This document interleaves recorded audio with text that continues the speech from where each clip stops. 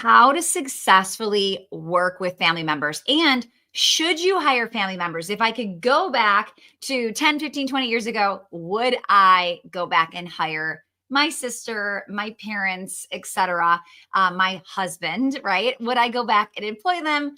Let's chat working with family. So this was really interesting. I looked up a few stats this morning, and over approximately 50% of United States small businesses actually employ family members. So I'd love to know, while you're watching this live or the replay, let me know in the chat, do you have family members?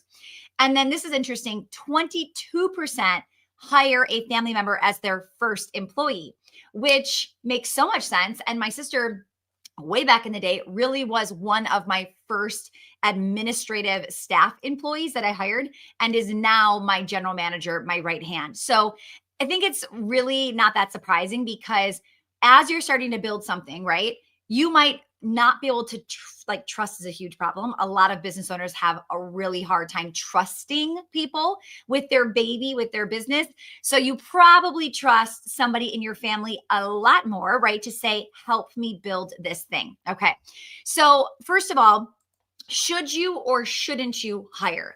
Now, I do work with family members. I think it is an incredible opportunity to be able to not just like build this business for myself, but build this business where I've given even family members an opportunity to have some of that freedom, that flexibility, right? Like they definitely, like my sister one time said, I'm never leaving you. Like, where would I go work and get this kind of flexibility, right?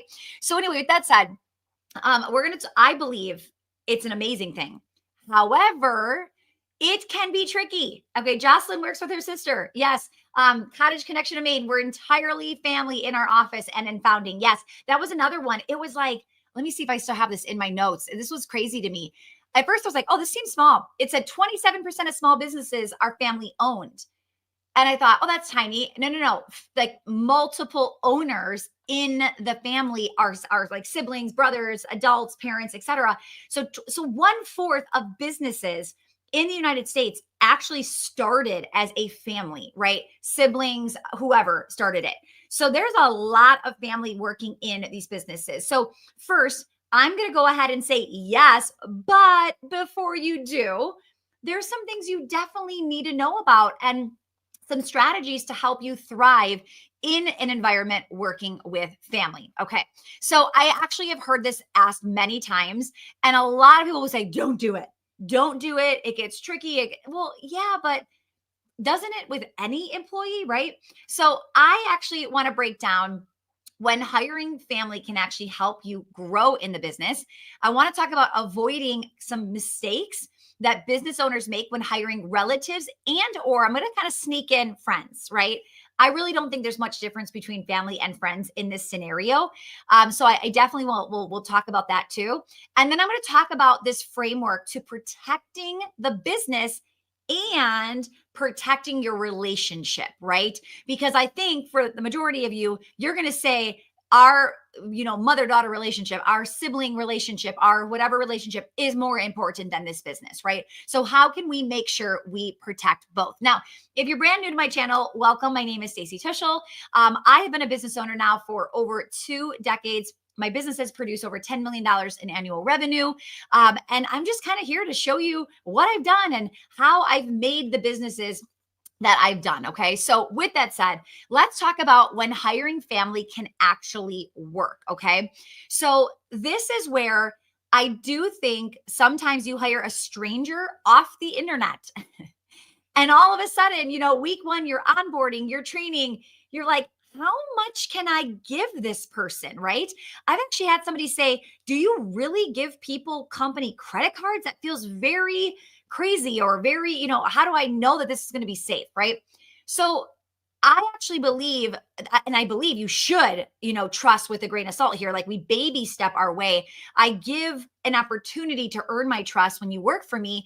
And as you've earned it, you'll get more and more and more handed to you, right? But when you hire family, you already know, can they be trusted, right? So when I say hiring family can actually help you grow faster, because you don't have to see if they've earned your trust.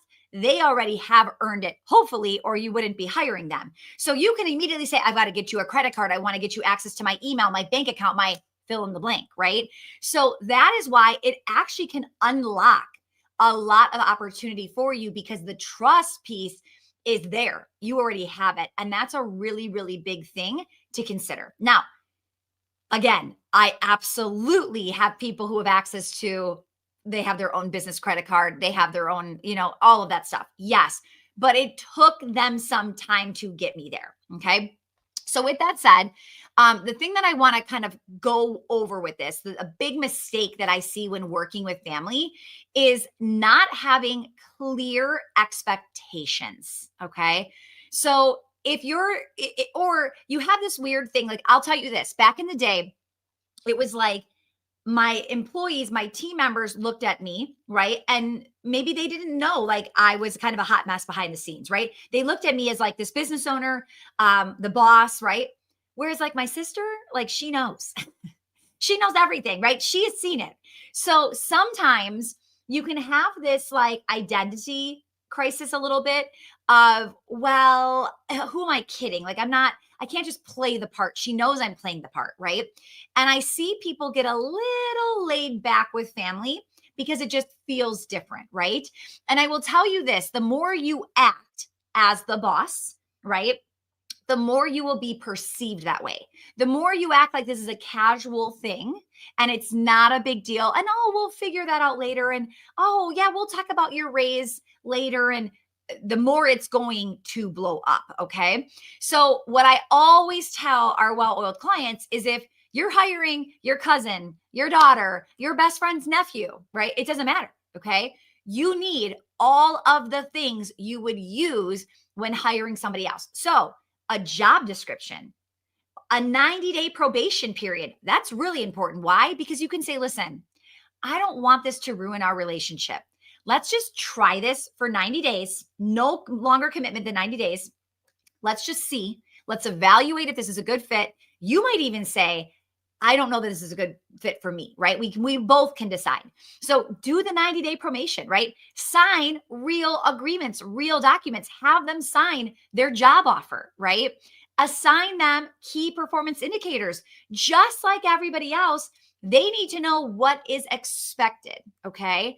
Now, when people don't know what winning looks like in your business, it leads to confusion, sometimes resentment, definitely some drama, especially when you're related, right? Especially when you're related. So I think that's probably the biggest mistake I see is you feel like you can be laid back, but really we want to separate. Like when we are at work, we are not family, right? We are a team, just like everybody else. You don't want the whole team knowing, oh, that's her sister, that's her, right? Just because of the way I'm behaving. We don't want that. We want to treat everybody with respect. Everybody as an equal team member. Okay. So that's a huge thing is set those expectations. Social Red just said, did you ever put a friend or relative on a PIP? I will say I have parted ways with friends / relatives. More so just serious conversations of like, hey, we really need to talk about this. Like this isn't working, right? And to be able to try to leave on good terms and still have that relationship intact. So specifically, I have not done an actual performance improvement plan. It was one of those things where it's like, this isn't going to get better. We need to call it what it is and we need to part ways, right? I'll come back to that in a minute because that's a really good question. So here is like a quick 3-part framework for you to really make sure you're protecting your business and your relationship with them. Okay. So number 1, the best thing you can do is clarify roles and compensation. Every single thing is in writing: title, responsibilities, pay, KPIs. I don't love just talking about things because sometimes we remember things differently, right? You might have said, yeah, you'll definitely be able to make X amount one day. And they heard it's happening at their next annual raise, right? So don't let these conversations pop up of like, I thought this, or you said this. Put it in writing. Okay. And 1000%, you're giving raises. Like you can't, there's a couple ways to talk about this. If you are the owner and you've employed somebody, okay, even though we don't pay ourselves sometimes, right? In the beginning of the business, I did not pay myself for a few years. Maybe if money got really tight when the pandemic hit, I said, take me off the payroll, like immediately take me off the payroll. I wanted to keep as much cash in the business as possible.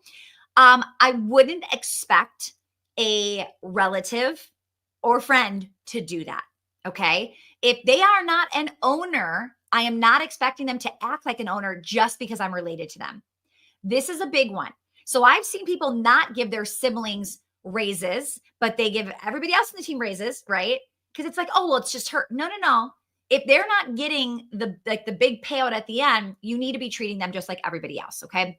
So clarify those roles, clarify that compensation, and really just, again, treat them like everybody else. Where is this going to lead to?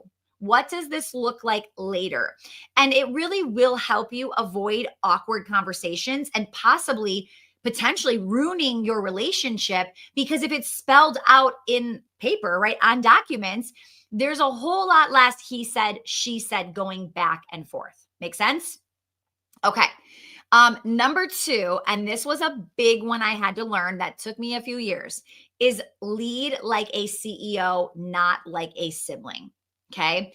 If performance is off, like address it, right? Don't delay hard conversations out of guilt. Or what I was doing, I wasn't delaying it. I would just jump on her and say, hey, you did this wrong. Or hey, right.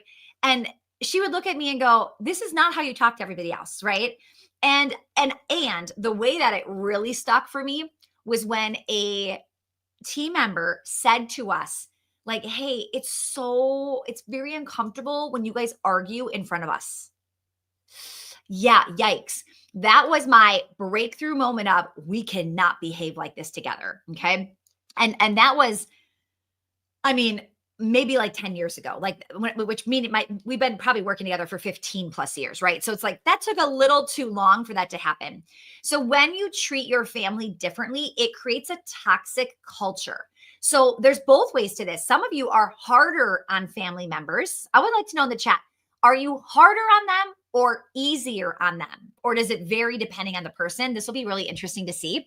I was being harder on her, right? I wasn't letting things go because she was a sibling. I was having bigger expectations with her specifically, right? And sometimes they were a little unfair. Yeah. Lavish Lock says harder. So I wouldn't be surprised if a few of us are going to be harder for sure, right? Okay. Now, with that said, you want to, like, it takes me a minute sometimes to kind of like bite my tongue and go like, this isn't your sister. This isn't your mom. Like, this is right. Like, whoever this is, it's like, it takes me a minute to go, okay, how would I react if anybody else in the company just did that? Okay. Yeah. Both harder and easier depending on the scenario. Yeah. And I could see that too. Right.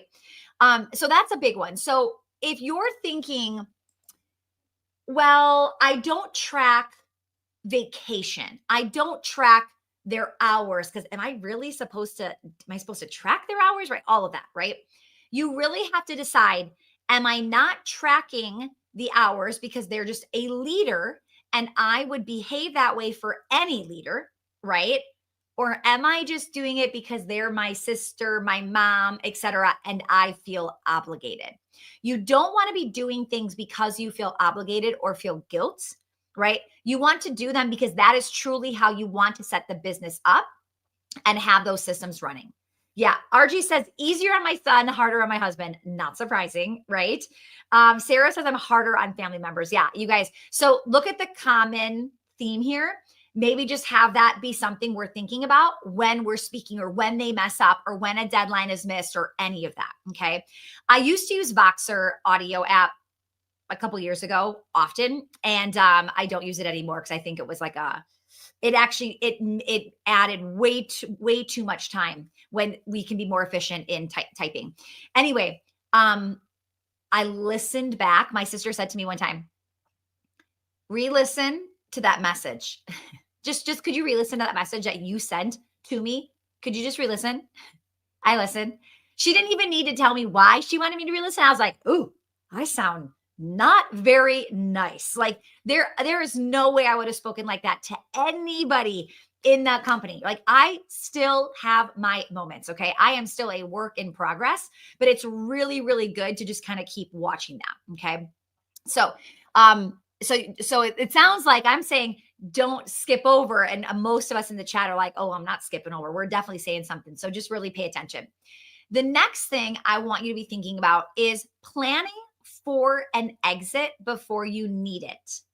Let's talk about that. So, first of all, you don't ever want anybody to feel trapped in your business. Okay. So, just like in my company, I am saying things to certain employees about where their growth is and what they could potentially become here and how much they could be making and maybe their titles changing and I'm trying to sell them on the vision, their vision within my vision, right? So I'm like, what are you looking for? Okay, I believe we can do that here. Okay. We're not doing that with family members. We're like, they're family, they're not going anywhere, right? Now, I have not had a family member quit on me. I don't think. I'm trying to think. I don't think so. Um, but they could, right? You can't take them for granted and think, oh, they're not going anywhere. They would never leave me. And you definitely don't want them to feel so guilty that, like, you could never leave me. I need you, right? So we really want to make sure that we're still thinking about, I always say, like, coach up or coach out. Really having conversations of, like, how are you feeling? Are you still loving this? What would you like? Like, how do you want to see this? What would you like off your plate? Where do you see yourself in 5 years? Are you still here? Are you wanting to do something different? Like, you don't have to support my dream. Like, if you have a different dream, like, let's figure this out, right? So, planning for an exit or planning for growth is what I really want you to be thinking about, right? So, you might think in your head, oh, well, like, I kept always thinking, I'm going to pay them well when I'm really making money. And I definitely think I wasn't paying well enough in the beginning. Okay.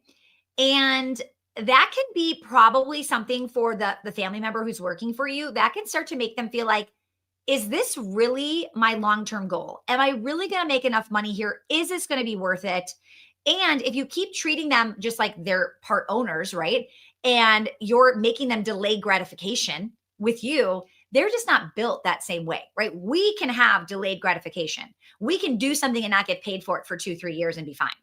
Not a lot of people can do that, right? If they would, they probably wouldn't be working for you. Okay. Now, I do want to talk for a minute about people that work with family where it's equal. Maybe you co-own it. Maybe it's husband, wife. It's 50-50. Is there anybody like that in here where like I am the boss, right? And then I employ everybody else. Is there anybody watching or even catching the replay that you're like, no, Stacy, we are 50-50, or we are all 25%, the four of us, right? That's a very different dynamic. Okay. Now, I want to touch on that for a minute. Although I don't have personal experience, I have coached many, many people that are in a business partnership with family members. Okay. So the number one thing I would say here is, even though you are equal on paper, I don't believe you should be equal in your role. Okay. And that even is something I had to really learn just with family members that aren't owners, right? Is like, okay, who is in charge of what? When people say the phrase, stay in your lane, what's my lane? What is her lane? What is his lane? Let's get those lanes really crystal clear so everybody knows. Another thing is, what does an argument look like, right? If I'm 50-50 owner with somebody and I'm disagreeing, who is going to win that battle? And what should be rules we have in place, right? So a couple things that I've seen in this situation is, when we are in disagreement and we are co-owners, right, is we pause and we come back like 24 hours, 48 hours later, possibly even a week later, and we just sit on it and think. Okay. Because maybe in the moment, you're butting heads and you're disagreeing, right? However, if you give sometimes some space and you kind of, let's say Sarah just said something and I'm thinking about it, and then all of a sudden it's like, yeah, maybe, right? I might show up differently in that meeting moving forward, right? So sometimes space can just be a really good thing to put in between as you do it. Now, you could have something where it's like, we are just not, if we're 50-50, we are not going to move forward until there's an agreement. So if it's we don't agree, we're just not going to do that thing. Okay. Now, yes, Sarah just said we run very different aspects of the business. This is probably the most successful type of relationship that I have seen. So, for instance, you might say, Sarah's going to own marketing and sales, right? Len is the back end. He is out on the field, like he's out customer service, and he is operations, right? And if they butt heads, he is going to win on the back end. If they butt heads on the front end, she is going to win. Do you see the difference there? So it's like, listen, we're still going to put these into place, but like I am owning this department, and this is what we're going to do if this happens. Now, that actually could be really great for you, even just working with family members where it's like they are climbing this ladder and becoming your right hand. And all of a sudden, it's like they're feeling like they're taking ownership, but you just have them lose every single battle. Okay. So that was another big takeaway for me was, I think somebody told me this, like pick your battles, right? You don't always have to win in every argument. And let me tell you, there was a time when I always had to win every argument. And sometimes when they're like, we like this t-shirt for the end of the year recital, and I don't like it, right? But everybody loves it but me. I'm like, okay, cool, right? I'm like, I'm probably not going to wear that shirt anyway, so go for it, right? But before I had to have it my way. I had to have like the shirt, my color with my this, so I would be able to wear it, all of the things, right? And I had to decide what are battles that I really do need to have my hands in, that it's so important. I absolutely want to be the final say. And what are things that just don't really matter?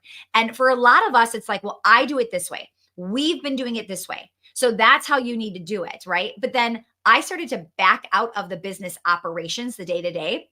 And while they were there in it, they were coming up with better ideas to be more efficient. And I would shut it down and say, that's not how we do it. Right. And they're like, well, you don't actually do this anymore. And things are changing and this is working better. So if we can get the same result, why do you care if we do it the way you specifically did it? Right. And that was a really hard thing to start to let go. But you have to. And that's just a part of delegation and stopping micromanaging. And that's whether it's a family member, a friend, or just a team member you didn't know before you hired, right? So we really, really want to get crystal clear here on all of these like little pieces, because these little things can add up. WE says, I hold them more accountable, having the well-being of the operation in mind, take that for granted, and do not talk about expectations and results enough. And I think you are probably in a very similar spot with a lot of other people watching right now. Dylan says, Mom and I are co-owners 50-50. Yeah. And that's the thing. It's like, there's a lot of 50-50 relationships that we see. And those can be very difficult because who is the real cook in the kitchen? Who is going to override? And if you can figure out who is going to override, right? Great. I will say partnerships, not with family members, I see them fall apart the fastest. So we have lots of clients come in with partners, okay? Partners with family do usually, they work through it because they're family. They can argue and be mean. And then the next day you're like, what? We're over it. It's like, come on, let's move on, right? A stranger you just met, that's not how they really, right? Like that's not happening. So with that said, usually with family, it's a lot easier. Partners that do not have a family connection, a lot harder, okay? I own 100%. I don't compensate them enough. Yeah. And that's the thing is like, you really need to treat them like your best, if they are your best employees, even if they are okay with you not paying them enough. And at one point, like my sister wasn't even the highest paid person in the company. Right. And we're like, yeah, that's not okay anymore. You know, that shouldn't be the case, right? We need to change that. But just like that delayed gratification of like, well, we're going to get there. We're going to get there. When we get there, then I'm going to do this, right? You can't do that to them because they may leave you. Okay. All right. My husband and I co-own, but he does not have a role in the business. Struggling to find him a role. Any ideas or feedback would be greatly appreciated. Okay. So struggling to find him a role. first of all, really figure out what does he like? What is he good at? What does he want to do? Maybe even have him shadow you in a few things to have him be able to say, I think I could do that, right? My assistant, when she's hanging out with me and she's seeing me do certain things, she's like, I could do that for you. Like, that doesn't, like, I think it's so hard. And she's like, I could take that off your plate. So maybe have him kind of pay attention to that, but also really understand, the more you understand him, right, the better it's going to be for you to go, what about this? Or what if we tried that? Right. My husband is definitely more handy. Like, he's just naturally that kind of person. He can fix a lot of stuff. We have 3 commercial buildings. So for me, it's a very, very easy, like, that is where he is a lot of the time. If something's broken, he's going there first before we call anybody professionally, because he probably could take care of it. So just figuring out who he is, right, and what they'd be best at. My aunt is sole owner. Me and my cousin are both employees. We've learned to grow together, and I have taken the company more digital, which was a big shift, but we run more efficiently. I love it. Okay. Okay. So I have not put a family member on a performance improvement plan. That does not mean you cannot, right? Really, what it is just having an honest conversation, and remember, like, we're probably harder on them. So go easier. Like, I really want this to work. I'm just going to kind of ramble of some things I would say to somebody like this, and please feel free to take what you want. But I would say something like, I really want this to work, right? I was hoping it would work. What I think is going well is this. And I would give a list of all these things the person is doing good at, right? I think you always show up on time. You're always reliable. I know if I give you something to do, you're going to do it. Like, I love that about you. I love that I can trust you in that, right? Here's what I don't know. I just don't feel like this is working, is this. Okay. Now, I always tell people the big list is the what's working, and the what's not working needs to be much smaller. Okay. It needs to feel like, okay, I am doing a good job. She sees me. He sees me. Right. And then I would say, but the one thing I don't feel like is working is this. Like, when we get into an argument in front of the team, right, go after the biggest frustration you have and say, can we fix that? Can we work on that? Because if we can't, I don't think this is going to work long term. And I want this to. Do you want this to? Like, and that's another thing. If you don't want this to, if you're kind of regretting it, please do not stay because you think you need to stay. I have seen people say to me, employees come up to me at events and they say, I don't love this, but I could never leave them. They would be lost without me, right? You don't want anybody being trapped in your business because they just feel like you're going to crumble without them, right? You want to be able to say to that person, do you love this? Like, do you want to be here? Because maybe we aren't working on improving. Maybe we're deciding how to part ways, right? And saying, and sometimes, like, this doesn't help you right this second, but in the future, for anybody you do, I hired my brother-in-law might be 2 years this summer. And I was a little nervous. Okay. And I just said, listen, I will give it a shot, but I can't guarantee that this is going to work out. And I won't just like fire you, but I will give you a heads up of like, this isn't working. Start looking for a job. So that is something to consider, is just like going into it and saying that. Now, you could even say that on the PIP and say, I'm not going to just like fire you. Like, don't worry, I'm going to take care of you. But I do want you to maybe start looking. Like, I'm not sure this is a good fit. And I think we both think that, right? So let's figure out a way to offboard you, and let's get you that, right? I've let people go that are not family members that way, that are like, thank you, I will look immediately. I really appreciate it, right? And then when they find the job, it's like, okay, I'm ready to transition. Great. Okay. All right. I do have to run here in just a minute. What should one say is the consequence if they are improving but not enough? It's just we're parting ways, and that's the way I like to say it. I'm like, you're fired. I'm like, this just isn't a good fit. We're going to part ways if we can't see this being XYZ.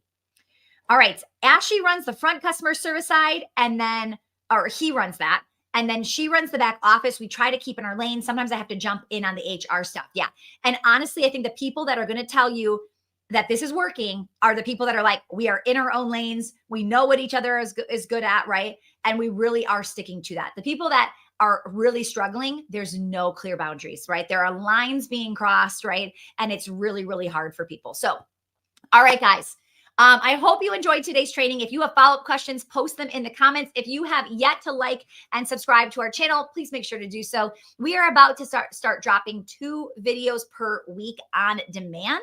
So definitely make sure to keep, once you subscribe, you'll start getting those notifications. But we've got some really, really good tactical trainings where you're going to need your pen and paper out as you start going through this. So, all right, enjoy, guys. Thank you so much for joining me live, and I will see you soon. Bye, everyone.